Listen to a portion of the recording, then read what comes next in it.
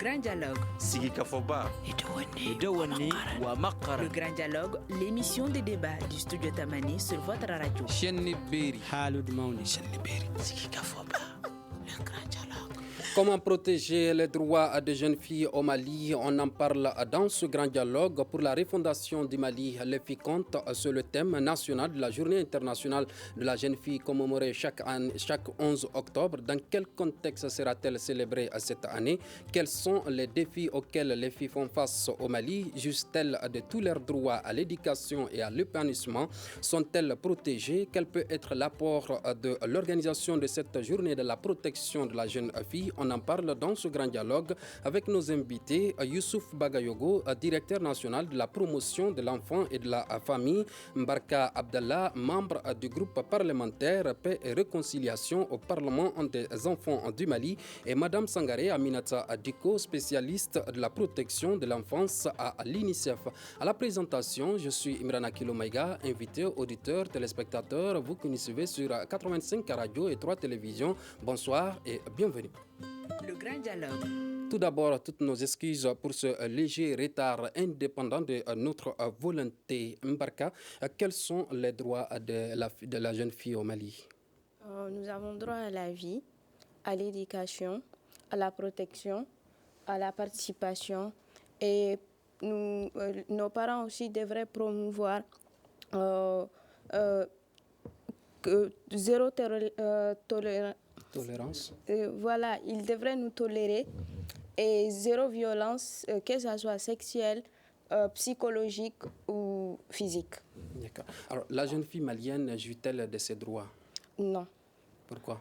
Parce que si nous constatons, 60% des jeunes filles ici au Mali sont mariées avant l'âge de leurs 18 ans, alors qu'à 18 ans, la place de l'enfant, c'est à l'école, principalement une fille. Ont-elles le droit à réagir? Nous avons ces droits-là, mais nous ne jouissons pas de ces droits. D'accord. Alors, est-ce que vous êtes d'accord avec ces droits de jeunes filles au Mali dont elle parle tout à l'heure? Je suis à 100% d'accord avec ces droits qu'elle vient de citer, et ce sont les mêmes droits qui sont aussi énumérés dans la Convention relative aux droits de l'enfant auquel l'État du Mali a ratifié. Elle estime que les jeunes filles ne jouissent pas de ces droits. Pourquoi, selon vous? Qu'est-ce qui explique cela? Elle vient de parler d'une pratique que les jeunes filles subissent au Mali. Elle a parlé de la pratique du mariage d'enfants. Et elle vient de vous dire qu'environ 60% des filles sont mariées avant 18 ans. Et ces filles devraient être à l'école, elles devraient être en train de terminer peut-être le secondaire, les générales ou les professionnels ou les supérieurs pour aller vers des échelons universitaires et pouvoir avoir des emplois. Donc, ce droit est violé. Et au-delà de ça, inférieur même à ça, il y a des filles qui sont mariées avant 15 ans. Il y a 14% des filles de 15-19 ans qui sont mariées avant 15 ans. Donc, il y a une grande partie des droits des filles qui sont violés au Mali à travers ces pratiques. Youssouf Bagayogo, qu'est-ce qui a amené cet handicap qui empêche en tout cas les jeunes filles maliennes de jouir de tous ces droits? Merci bien pour la question. Juste dire que je suis en partie en phase avec les propos tenus par mes prédécesseurs, c'est-à-dire qu'il y a les droits consacrés à l'enfant. Et ces droits doivent être respectés scrupuleusement parce que c'est des engagements non seulement au niveau national, mais au niveau international.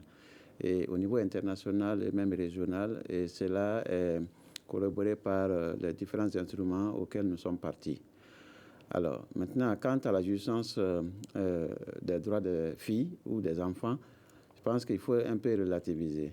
Dans la mesure où vous savez qu'il y a d'énormes efforts consentis, non seulement par l'État, mais aussi par les différents partenaires qui soutiennent l'État dans le cadre de ces orientations politiques.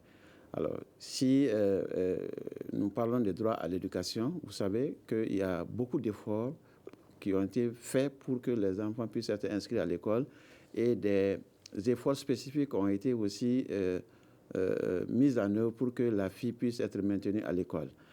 Alors, il est vraiment évident aussi qu'il y a certaines filles ou certains enfants, je ne minimise pas le nombre, mais qui ne jouissent pas toujours de ce droit, compte tenu de plusieurs facteurs que vous connaissez. Vous savez que nous traversons un moment très, très critique où il y a beaucoup de défis.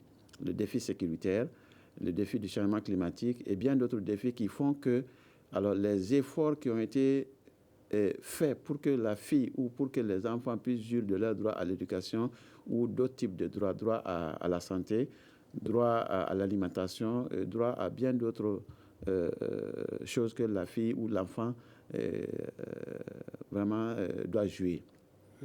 Alors, et par rapport au mariage d'enfants, c'est une réalité. Effectivement, juste un peu dire qu'au niveau des statistiques, alors nous avons 53% à peu près de filles qui ne sont pas, qui sont mariées avant l'âge de 18 ans, mais selon la tranche d'âge 15-49 ans. Alors, effectivement, comme Madame l'a dit, Madame de l'UNICEF, alors effectivement, il y a des filles malheureusement qui sont mariées avant l'âge de 15 ans. Et le pourcentage n'est pas à négliger parce que c'est environ 18%. Et il y a bien d'autres droits, effectivement, qui se trouvent être violés, pas parce que l'État ne fait rien, mais parce que les efforts ne suffisent pas. Et que les partenaires aussi, bien qu'aient la volonté d'accompagner l'État, c'est des partenaires qui ont les moyens aussi limités. Parce que le contexte mondial aussi fait que les ressources deviennent de plus en plus rares. Alors, c'est vraiment des préoccupations de faire en sorte que la fille ou l'enfant puisse jouir pleinement de ses droits. Non seulement depuis la famille, mais aussi au sein de la communauté et au sein d'autres institutions ou organes de l'État ou bien des organes privés. Voilà, ce sont des réalités en réalité. En fait, je m'excuse de ce pléonasme. En fait, ce sont des réalités qui font que, alors, ces défis-là devraient être agressés de façon pédagogique, de façon stratégique, pour, en tout cas, réduire ces inégalités qui se trouvent entre filles et garçons dans un premier temps et entre hommes et femmes, voilà, de façon générale. D'accord. Selon Mbarka, les filles n'ont pas le pouvoir d'agir face à ces violences que vous venez d'énumérer. Comment briser ce silence, selon vous? Oui, en tout cas, sur ce plan, il y a beaucoup d'efforts qui sont faits. Par exemple, si vous voyez Mbarka intervenir aujourd'hui, c'est parce qu'elle se trouve dans une institution de formation des enfants, notamment le Parlement des enfants, qui est une institution qui permet aux enfants de se former et de pouvoir communiquer, de pouvoir revendiquer leurs droits et de pouvoir aussi savoir ce que c'est que leur devoir. Donc, c'est un instrument de formation des enfants. Donc, le fait que la fille ou l'enfant réclame ses droits, alors résulte de la formation requise, non seulement à l'école, mais aussi de l'encadrement reçu, en tout cas à travers les différentes organisations qui travaillent sur la question de l'enfance. Donc, les enfants sont en train d'être préparés à comprendre leurs droits et à mettre en œuvre des actions pour permettre de faire respecter ces droits. Donc, je pense qu'il y a des efforts, ce n'est pas suffisant, mais un des fruits de ces efforts-là, c'est qu'elle prend la parole aujourd'hui pour parler de ses droits et revendiquer aussi ses droits. D'accord. Voilà. Mbarka, en dehors de ces mariages précoces, quelles sont les autres formes de violence les plus courantes auxquelles les filles font face aujourd'hui? À part le mariage précoce, il y a les violences physiques, que ce soit physiques ou sexuelles ou psychologiques auxquelles les filles font face. Si nous prenons exemple les filles des villages, que leurs parents les envoient ici à Bamako pour qu'elles viennent travailler chez des familles riches et autres, elles subissent beaucoup de formes de violence et elles n'arrivent pas à en parler parce qu'elles n'ont pas été à l'école, elles ne connaissent pas leurs droits, à plus forte raison connaître leurs devoirs. Donc, est-ce à dire qu'il existe des bases de discrimination faites aux filles? Oui. Généralement, dans les familles, surtout dans les villages, on fait discrimination entre les filles et les garçons. En envoyant les garçons à l'école et laisser les filles à la maison en disant que, bon, si le garçon, lui, il part à l'école, il pourra mieux faire, alors que ce n'est pas ça. Nous avons tous notre place à l'école. D'accord. Alors, quel est le degré de l'implication de l'UNICEF dans la défense des droits de la fille? Le mandat de l'UNICEF s'inscrit en droite ligne de la défense des droits des filles, de tous les enfants, mais des filles en particulier. Et au niveau de l'UNICEF, nous travaillons dans le domaine de la santé. Donc, nous assurons que les filles aient accès à la santé. Nous travaillons aussi dans le domaine de l'éducation. Elle vient de le dire, on a des disparités énormes au niveau de l'éducation sur le taux brut de scolarisation. Et même si 10 garçons, 10 filles rentrent à l'école le même jour, quand tu vas aller au cycle terminal, tu trouveras peut-être qu'il y a 8 garçons qui sont sortis, qui ont complètement terminé le cycle, et tu trouveras que c'est peut-être 5 à 6 filles maximum. Sinon 3 à 4 filles maximum qui ont pu vraiment achever le cycle éducatif. Donc il y a des discriminations sur ce plan éducatif. Il y a des discriminations sur le plan social. Elle a parlé des violences. Et 90% des violences sont faites aux filles et aux femmes, malheureusement. Et il se trouve aussi que même sur le plan nutritionnel, il y a 63% des filles et des adolescentes qui subissent les inégalités nutritionnelles. Donc le mandat de l'UNICEF s'inscrit dans tout ça et nous essayons d'appuyer les politiques et les programmes du gouvernement et de la société civile à pouvoir éradiquer ces inégalités. Les filles sont-elles protégées au Mali, selon vous? Les filles sont en partie protégées. Mais si on peut mieux faire, ce serait encore toujours mieux. Quand vous dites en partie, c'est-à-dire? Les statistiques que je viens de vous avancer, par exemple, le taux brut de scolarisation, la parité n'y est pas. Si on pouvait aller à la parité, elles seraient mieux protégées. Parce que mieux elles sont à l'école, mieux elles sont protégées. Si elles ne sont pas à l'école, elle a dit, elles sont sujettes à des mariages forcés, à des mariages d'enfants. Et ces conséquences de ces mariages sont vraiment catastrophiques sur les indicateurs de l'éducation, de la santé, de la protection. Au-delà de ces violences, il y a les mutilations génitales sexuelles, les mutilations génitales féminines que les filles subissent, qui sont aussi des violences faites aux filles. Donc, pour ne parler que ça. Votre organisation défend-elle les enfants sans distinction? Nous défendons les enfants sans distinction. Nous savons que les enfants ont tous les mêmes droits. Mais il se trouve que parmi ces droits, les droits des filles sont les plus discriminés. Donc nous essayons d'être équitables et de mettre en place des approches, des stratégies qui font qu'on peut réduire ces discriminations, voire les bannir. Quelle est la spécificité du Mali concernant la protection de la jeune fille par rapport aux autres pays que couvre l'UNICEF? La spécificité du Mali, c'est que le Mali, c'est un grand pays en termes de superficie. C'est un pays qui est multiculturel et qui a beaucoup d'ethnies. Et chacune de ces cultures a aussi ses us, ses coutumes. Mais au-delà de tout ça, c'est aussi un pays où il y a la cohésion sociale. C'est un pays où vraiment tu peux mener des campagnes et tu te fais entendre par les autorités, que ce soit au niveau local, au niveau régional, au niveau national. Donc on y va, mais c'est les questions de discrimination sont des questions souvent des normes sociales. Il faut travailler là-dessus sur le long terme pour pouvoir apporter les changements. Et au Mali, on a amorcé vraiment les changements. Sur la décennie passée, par exemple, on traitait la question de l'excision, mais on a fait des plaidoyers sur 5 ans ou plus pour transformer le programme national de l'excision en programme national pour l'abandon de toutes les formes de violence basées sur le genre. Et en 2019, l'État du Mali a pris une loi qui a mis en place ce programme. Et aussi, le Mali est l'un des pays où une ligne budgétaire spécifique était là pour les questions de mutilation génitale et d'autres formes de violence. D'accord. Madame Sangaré, Mbarka parlait tout à l'heure de discrimination. Est-ce que les filles bénéficient le même droit que les garçons? Merci. En fait, je suis d'accord avec ce que Madame vient de le dire. En fait, le chantier est vaste. Nous sommes dans des situations, vous le savez, je n'ai pas besoin de vous rappeler, qu'il y a d'énormes défis qui font que nous sommes en train de travailler, mais on a l'impression que les résultats tardent à venir.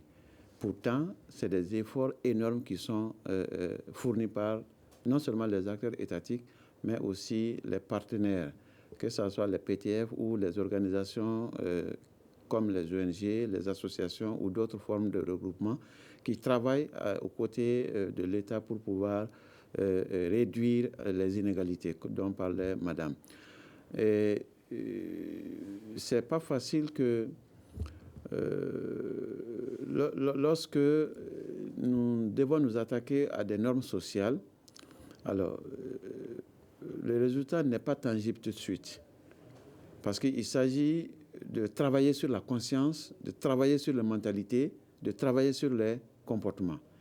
Et cela est lié, vous savez tous, cela est lié à des éléments culturels et souvent qui font qu'il y a de la résistance par endroits. Et surtout si c'est encore mélangé avec d'autres croyances, surtout d'autres interprétations religieuses qui s'en mêlent et qui font qu'on est difficilement parvenu à amener les uns et les autres à comprendre que tout ce que nous disons, c'est pour le bien de la fille, tout ce que nous disons, c'est pour le bien de l'enfant. Alors, le fait qu'il y ait la célébration de la journée de la fille, je pense que c'est une suite logique d'énormes efforts que les partenaires et les... Nous allons parler de la journée tout à l'heure, voilà, de son impact sur la protection de l'enfant. Oui. Quels sont les droits les plus respectés au Mali des jeunes filles? Bon, c'est difficile de classer ces droits comme ça. Je sais quand même que d'énormes efforts sont faits pour que la fille soit inscrite à l'école. Ça, c'est très important. Des efforts sont faits pour que les actes de naissance soient établis.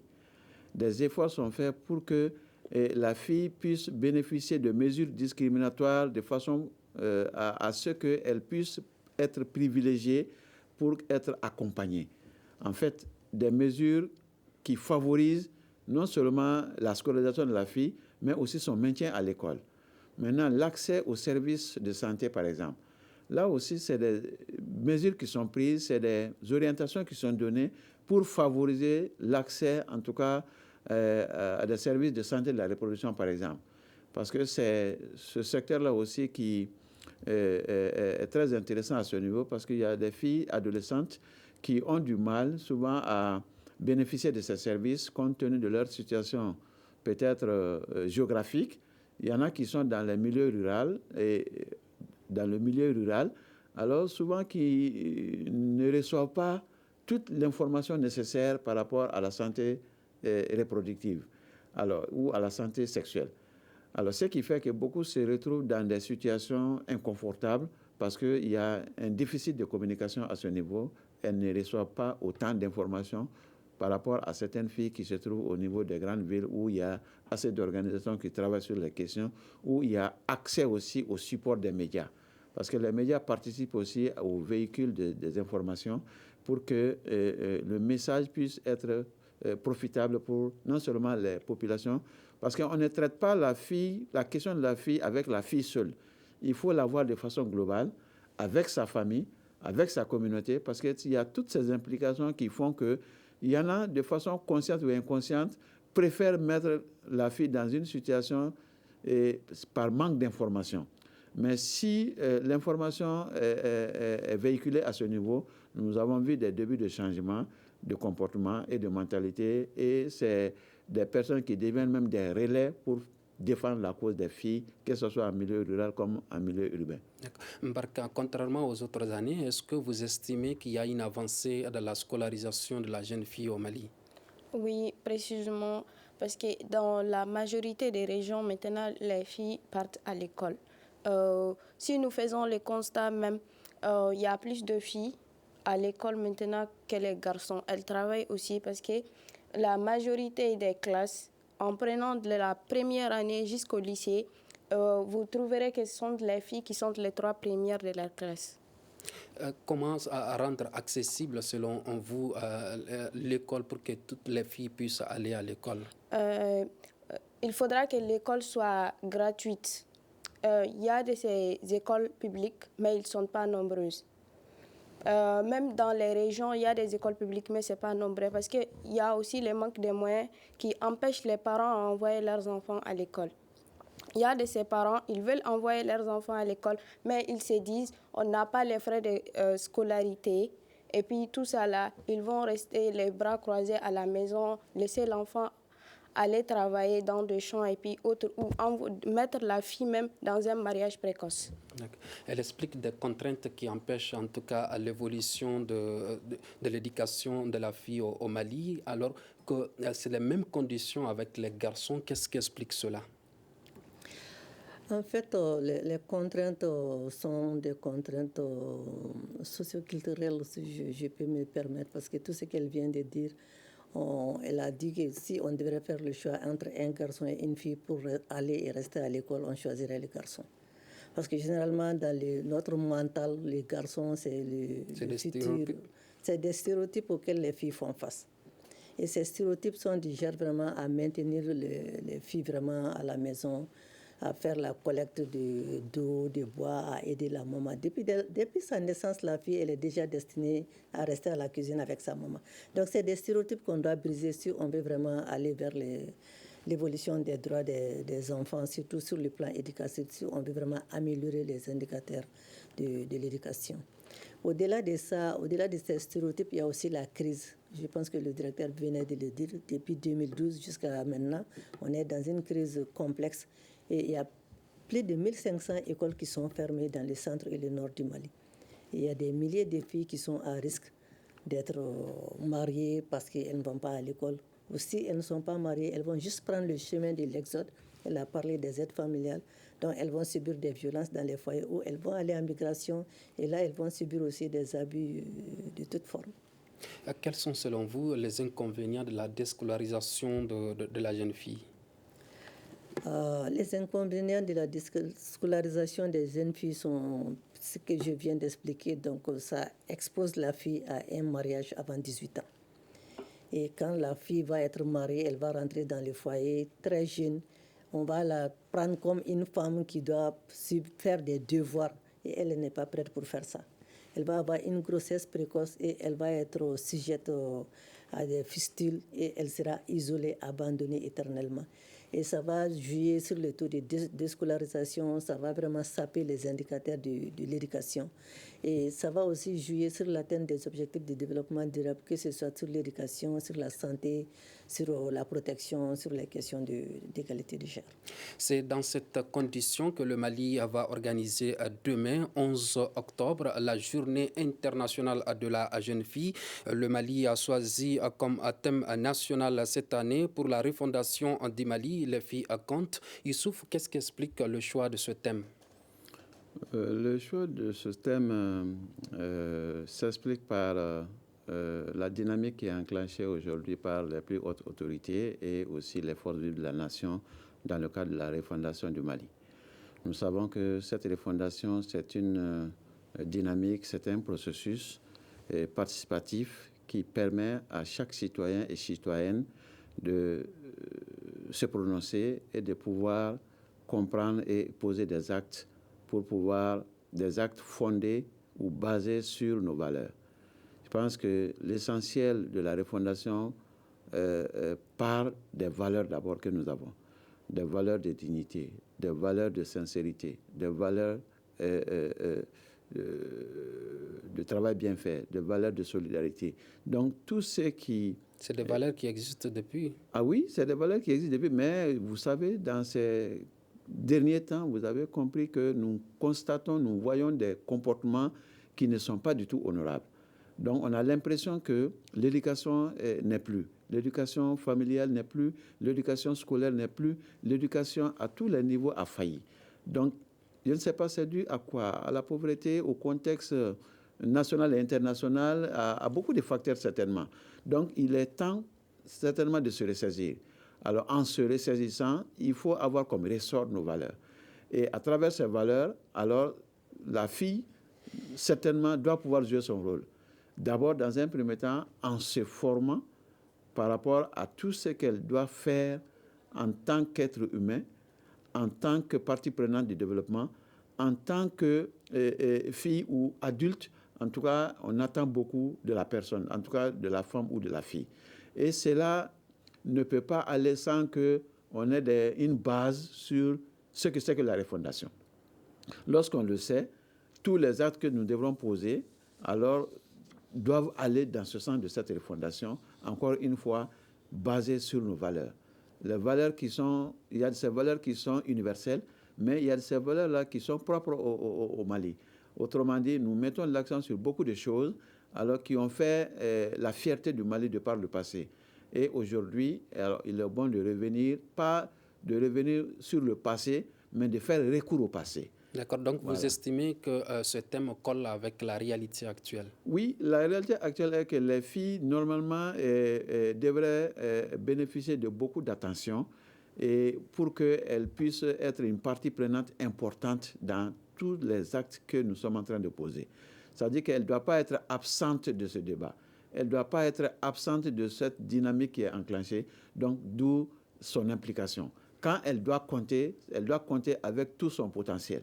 Donc avec toute la formation requise qu'elle a, avec tout ce qu'elle peut proposer, parce que les décisions qu'on prend en son nom, il faut qu'elle y participe aux prises de décisions. Donc le terme participation de l'enfant et participation de la fille a son sens dans ce cadre-là. Parce qu'il faut que la fille compte, montre qu'il est possible qu'elle puisse apporter tout ce qu'on attend. Au regard de tout ce qui a été dit précédemment, est-ce que les filles comptent réellement, vraiment pour la refondation du pays? Oui, les filles comptent. C'est à nous de valoriser ce qu'elles peuvent faire.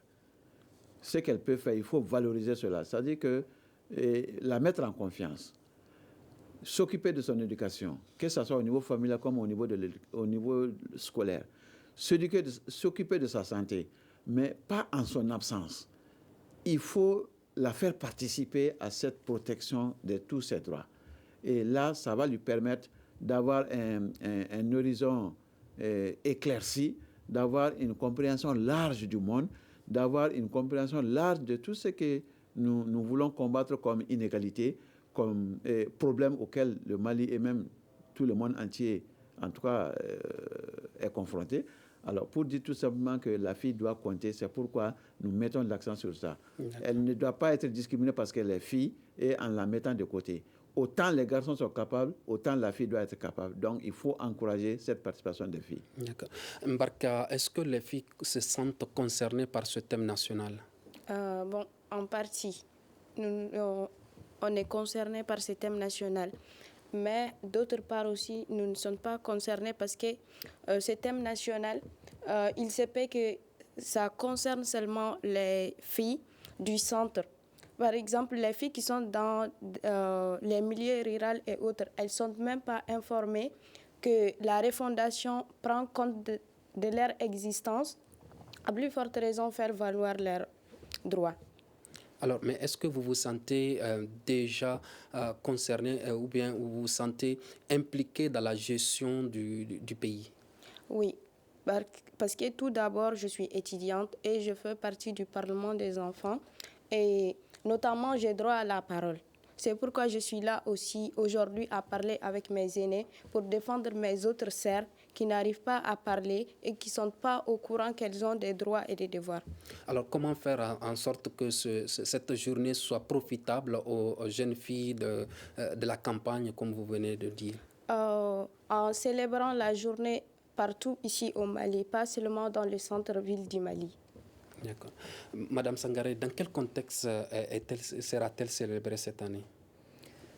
Je pense que, comme mes prédécesseurs viennent de le dire, ce serait célébré dans le contexte d'amplifier, d'intensifier la voix des filles. Toutes les décisions qui concernent les filles doivent être associées à ça. On ne doit pas prendre des décisions à leur place. Donc ça veut dire que l'État doit et ses partenaires doivent trouver les moyens de faire entendre la voix des filles, que les filles participent à leur prise de décision, les prises de décision qui les concernent, et qu'on trouve les voies et moyens aussi d'assurer qu'il y aura la parité sur le plan de l'éducation, qu'il y aura l'accès à la santé, surtout la santé de la reproduction, qu'il y aura l'accès aux services de justice. Et surtout, et comme elle venait de le dire, que la voix des filles qui sont aux confins de nos villages soit entendue. Dans l'organisation de cette journée, quel est l'apport de l'UNICEF? L'UNICEF, comme à l'accoutumée, travaille de commun accord avec le gouvernement Donc nous sommes dans l'organisation ensemble, les préparatifs ensemble, depuis la conception des TDR, la conception des messages, la conception des visuels. Et nous apportons notre appui technique, nous apportons nos idées et nous apportons aussi notre contribution financière pour assurer que la journée se tienne à Bamako et en dehors de Bamako, comme venait de le dire. En quoi l'organisation d'un tel événement est importante pour la protection de la jeune fille?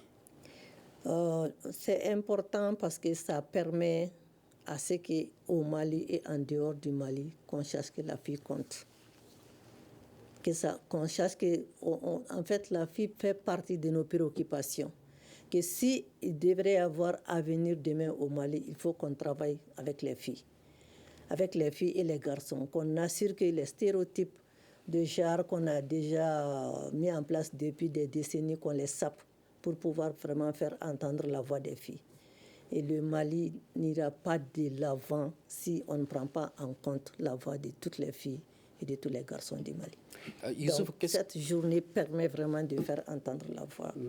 Youssouf, qu'est-ce qui est prévu demain au cours de cette journée? Voilà, juste ajouter un mot à la question adressée à Madame de l'UNICEF. En fait, la journée permet de de braquer les projecteurs sur les réalisations, mais aussi sur les défis, surtout à relever au niveau de la fille. Alors, ça permet également d'attirer l'attention, de tourner le regard de tout le monde sur les questions de la fille.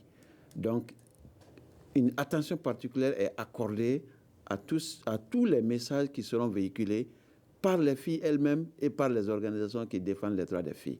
Donc, c'est des espaces qui seront créés pour que les filles s'expriment, que ce soit au niveau de la cérémonie, mais en dehors de la cérémonie, parce que ça va être célébré ailleurs, différemment. Et la particularité de cette année, d'ailleurs, il y aura la cérémonie officielle de lancement, présidée par le Premier ministre, son Excellence Dr Choguel Kokalamaïga. Et aussi, au-delà de cette cérémonie, alors, il y a d'autres activités qu'on appelle la semaine de la fille de la refondation.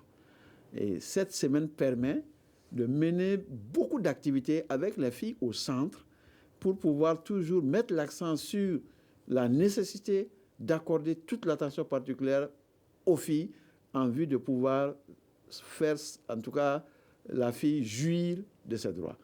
Et là, avec sa participation, parce qu'on ne doit pas raser la tête en son absence, de quelqu'un en son absence. Donc, elle doit être présente, elle doit dire ce qu'elle pense, elle doit dire ce qu'elle veut, elle doit dire ce qu'elle a comme perspective pour sa vie. Alors, c'est l'occasion de la fille, c'est l'occasion pour la fille de dire tout cela devant les décideurs, que ce soit administratifs, politiques, pour que, à tous les niveaux, que les autorités soient informées, que leur attention soit attirée, mais que les enfants eux-mêmes aussi puissent s'impliquer. Parce que je l'ai dit, alors il ne suffit pas de défendre ses droits, mais il y a aussi ses devoirs. Quels sont les devoirs de la fille? Là aussi, elle est attendue à ce niveau. Donc cela permet, cet équilibre permet à tout un chacun d'apporter ce qu'il peut. Mais est-ce que la place de la jeune fille est connue dans la société malienne?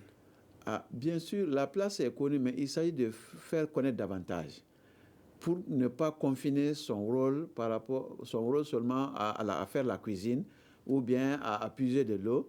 Et ça fait partie de nos pratiques, mais il faut comment améliorer ces pratiques pour que ces pratiques-là soient des pratiques porteuses, pour que ça ne soit pas un rôle dédié à une frange de la population, mais que ces devoirs-là puissent être assumés par les composantes de la famille, par les composantes de la société.